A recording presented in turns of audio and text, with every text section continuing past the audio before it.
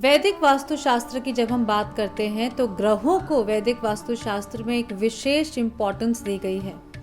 वास्तुशास्त्र के अनुसार हर एक दिशा के एक स्वामी ग्रह होते हैं जो कि उस दिशा को रूल करते हैं और उस स्वामी ग्रह के जो वर्च्यूज हैं उस दिशा के वर्च्यूज के साथ मिल करके हमारे जीवन में असर करती हैं। अगर हमारे घर की कोई भी डायरेक्शन गलत हो जाए तो उससे एसोसिएटेड प्लैनेट को अपीज करके यानी कि शांत करके प्रसन्न करके हम अपने घर की उस दिशा के वास्तु दोष को ठीक कर सकते हैं। नमस्कार, मैं हूँ vastu expert doctor Vaishali Gupta and I am the founder of the वैदिक वास्तु हब। वैदिक वास्तु हब की जो मैंने एक कल्पना करी है वो इस ध्येय के साथ, इस उद्देश्य के साथ करी है कि मैं वैदिक वास्तु शास्त्र के प्रिंसिपल्स को घर घर तक पहुंचा सकूं और आयुर्वेद, प्राणायाम और योगा की तरह हर घर में इसके जो बेसिक प्रिंसिपल्स हैं वो हर एक व्यक्ति जान सके और अपने निजी घर में उसको अप्लाई कर सके। आज हम जिस टॉपिक पे बात करने वाले हैं वो है ग्रहों और वास्तु का संबंध। कई बार ये सवाल आता है कि क्या वास्तुशास्त्र और एस्ट्रोलॉजी रिलेटेड है? Well yes, vastu shastra and astrology is very closely related and that is for the simple reason that every direction, like I said, has a ruling lord which influences the virtues of that particular direction immensely. तो आइए सबसे पहले ये जानते हैं कि कौन सी दिशा जो है उसका स्वामी ग्रह कौन सा होता है और उसकी वजह से कौन से वर्च्यूज या कौन से गुण धर्म जो हैं वो उस दिशा के साथ एसोसिएट हो जाते हैं। तो आइए सबसे पहले बात करते हैं नॉर्थ की दिशा की। और नॉर्थ की दिशा के जो रूलिंग प्लैनेट है वो है मरकरी यानी कि बुध ग्रह। बुध जो कि इंटेलिजेंस, मेमोरी, कम्युनिकेशन, हमारे प्रोफेशन और एक हद तक हमारे बच्चों का भी कारक होता है। अगर नॉर्थ में किसी तरह की दिक्कत आ जाए, कोई दोष आ जाए, तो बुध से रिलेटेड ये सारे वर्च्यूज अफेक्ट हो सकते हैं और नॉर्थ के दोष को दूर करके हम इन चीज़ों को करेक्ट कर सकते हैं। सिमिलरली अगर हमारा पत्री में, हमारी कुंडली में बुध खराब हो तो उसका असर जो है वो हमारे घर में भी दिखाई देगा और कहीं ना कहीं उससे रिलेटेड जो दिशा है नॉर्थ, उसमें भी कुछ ना कुछ दिक्कत दिखाई देगी। या तो वहाँ कोई टॉयलेट होगा या फिर वहाँ कोई स्टेयरकेस होगी या वो दिशा कंप्लीटली बंद होगी। अगली बात करते हैं हम नॉर्थ ईस्ट की दिशा की, जो कि एक और बहुत ही सात्विक दिशा है। कहा जाता है भगवान का स्थान है और यहाँ के जो स्वामी ग्रह हैं वो है गुरु यानी कि जुपिटर जो है वो ज्ञान के देव होते हैं, विस्तार के देव होते हैं, हमारे जीवन में संस्कार और हर तरह की सात्विकता लेके आते हैं। और कहते हैं कि जब जीवन में गुरु का प्रकाश होता है तो हर तरह का अंधकार मिट जाता है।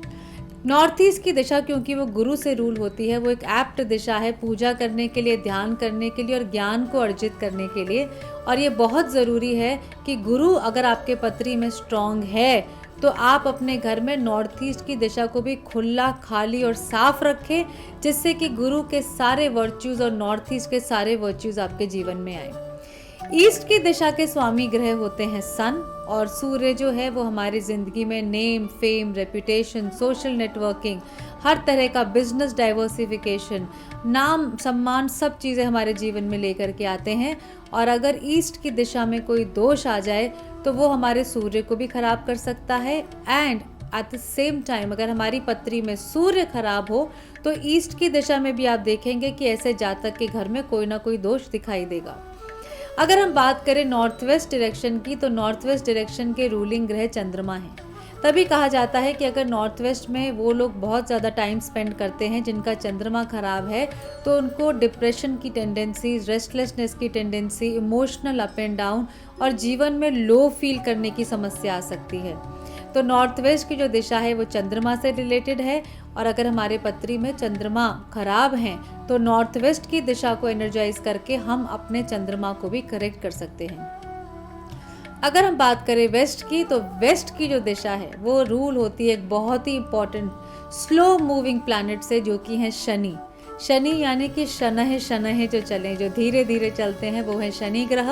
और अगर हमारे पत्री में जो शनि की प्लेसमेंट है वो किसी गलत भाव में हो जाए तो हमारे घर की वेस्ट दिशा में भी आप देखेंगे कि कुछ ना कुछ वास्तु दोष ज़रूर मिलेगा, क्योंकि वास्तु और एस्ट्रोलॉजी जो है वो कहीं ना कहीं हाथ से हाथ मिलाकर चलते हैं। अगर आपके पत्री में शनि की कोई दिक्कत है या शनि की प्लेसमेंट किसी मैलेफिक प्लैनेट के साथ है, तो अपने घर की वेस्ट दिशा को आप इम्प्रूव करके अपने सैटर्न को भी अपीज कर सकते हैं। क्योंकि अगर आप ऐसा नहीं करते तो सैटर्न से रिलेटेड जो भी वर्च्यूज़ हैं, यानी कि डिले आपकी लाइफ में आ सकती है, हार्डशिप आपकी लाइफ में आ सकती है, कार्मिकली जो है वो आपके ऊपर हर तरह की जो है वो एक हार्डशिप आ सकती है।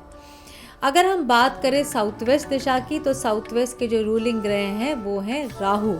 और अगर हमारे साउथ वेस्ट में कोई दिक्कत आ जाती है तो हमारे राहु ग्रह अफेक्ट हो सकते हैं। एंड ऑन द कॉन्ट्ररी, अगर हमारे राहु ग्रह हमारे पत्री में डिस्टर्ब्ड है तो साउथ वेस्ट में भी कहीं ना कहीं वो वास्तु दोष झलकने लगेगा।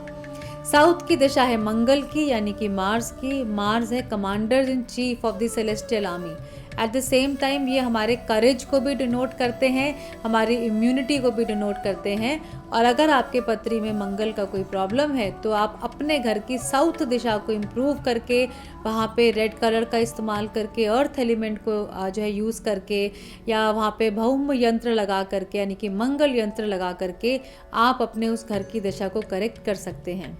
साउथ ईस्ट की दिशा जो है वो है अग्नि की दिशा, और ये दिशा है वीनस की। वीनस यानी कि शुक्र ग्रह, जो कि आपके जीवन में हर तरह की सुख, संपत्ति, लग्जरी, कंफर्ट, गाड़ी, बंगला, ग्लैमर, ब्यूटी, हर एक चीज़ को लेकर के आता है। और आप देखेंगे कि अगर आपकी कुंडली में कोई प्रॉब्लम हो या खराब शुक्र की दशा शुरू होती है, तो आप एक ऐसे घर में जाते हैं जहाँ पे आपके घर में साउथ ईस्ट में टॉयलेट होता है। साउथ ईस्ट के स्वामी ग्रह शुक्र हैं, और अगर साउथ ईस्ट में हम टॉयलेट दे देते हैं तो उसके जो रूलिंग लॉर्ड है शुक्र भी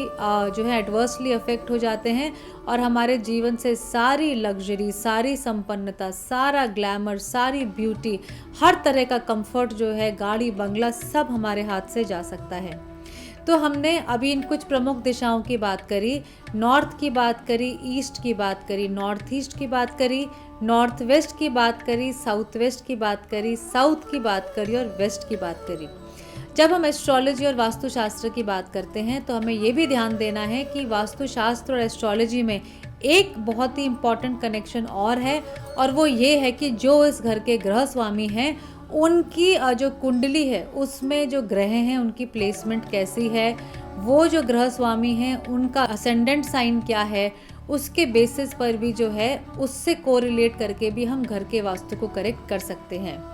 Another important thing that comes into consideration when we talk about Astro Vastu is the मुहूर्ता, यानी कि अगर हम दिशा और समय को एक साथ जोड़ करके उपाय करें तो उसका जो रिजल्ट है वो हमारे लाइफ में एक्सपोनेंशियल हो जाता है। खासकर वैदिक वास्तुशास्त्र में मुहूर्त को बहुत ज़्यादा इंपॉर्टेंस दी है, और यही कुछ चीज़ें हैं, मुहूर्त, रिचुअल्स, अनुष्ठान, जो कि आज के मॉडर्न डे वास्तु में कहीं ना कहीं निगलेक्ट हो रहे हैं, और जिनको मैं चाहती हूँ अपने वीडियोस के माध्यम से हाईलाइट करूँ कि जब भी आप किसी दिशा में कोई भी निवारण करते हैं, कोई भी उपचार करते हैं, तो मुहूर्त यानी कि काल का ध्यान ज़रूर रखें, और उस दिशा से एसोसिएटेड जो तिथि है, उस दिशा से या फिर उस पर्टिकुलर यंत्र से एसोसिएटेड जो रिचुअल है जिससे कि उस यंत्र की या उस रेमेडी की प्राण प्रतिष्ठा होगी, उसको भी ज़रूर ध्यान में रखें।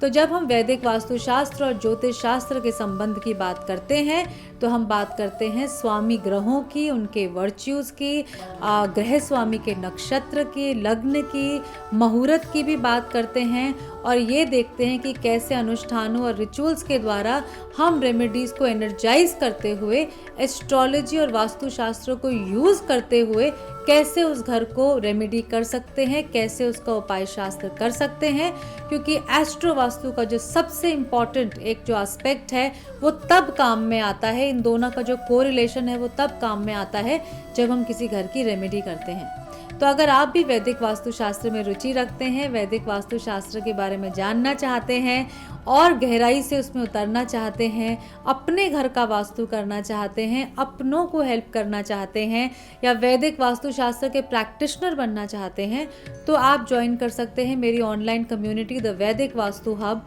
जिसमें कि मैं अपने कोर्सेज और वेबिनार्स के माध्यम से आपको वैदिक वास्तुशास्त्र की गहराइयों में लेके चलूँगी। और अगर वैदिक वास्तुशास्त्र की नॉलेज आपको अच्छी लगी और आप चाहते हैं कि ऐसी इन्फॉर्मेशन आप रेगुलर बेसिस पे सुनते रहें, अपने घर के वास्तु को अंडरस्टैंड करते रहें, तो मेरे यूट्यूब चैनल से जुड़े रहिए, क्योंकि वैदिक वास्तुशास्त्र से संबंधित जो भी इन्फॉर्मेशन है वो मैं समय समय पे आपके पास लाती रहूँगी और शेयर करती रहूँगी।